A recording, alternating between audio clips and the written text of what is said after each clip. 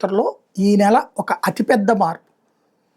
బెంగాల్ అనేటటువంటి దాంట్లో భారతీయ జనతా పార్టీ విజయం ఒక ఎత్తు అయితే, భారతదేశ చరిత్రలో స్వతంత్రం వచ్చాక కాంగ్రెసేతర బలమైనటువంటి ముఖ్యమంత్రులు, వాళ్ళ రాష్ట్రాల్లో అత్యంత బలమైన శక్తివంతులైన ముఖ్యమంత్రులు, ఈవెన్ కాంగ్రెస్ సైతం బెత్తరపోయింది వాళ్ళ దెబ్బకి. అలాంటి నలుగురు ముఖ్యమంత్రులు గద్దె దిగటం అన్నటువంటిది వాళ్ళ రాజకీయ జీవితాలకి ముగిసిపోవడం అన్నటువంటిది. నెంబర్ 1 పినరయ్ విజయన్. ఇంకా ఆయన రాజకీయ జీవితం ఉంది. ఆయన రాజకీయ బలమైనటువంటి నాయకుడు, ముఖ్యమంత్రిగా. అదే సందర్భంలో సిద్ధరామయ్య అత్యంత బలమైన నాయకుడు. వీళ్ళిద్దరూ ఇప్పుడు దిగడమే కాదు, వీళ్ళ వయసు పరంగా కూడా అయిపోయింది.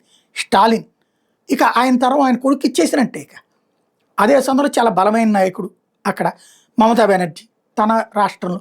ఈ నలుగురు వాళ్ళ రాష్ట్రాల్లో అత్యంత బలమైన వాళ్ళు. ఈ నలుగురు ఈ నెలలోనే దిగారు.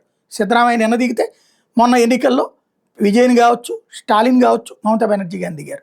భారతదేశం అతిపెద్ద మార్పుకి వేదికైంది.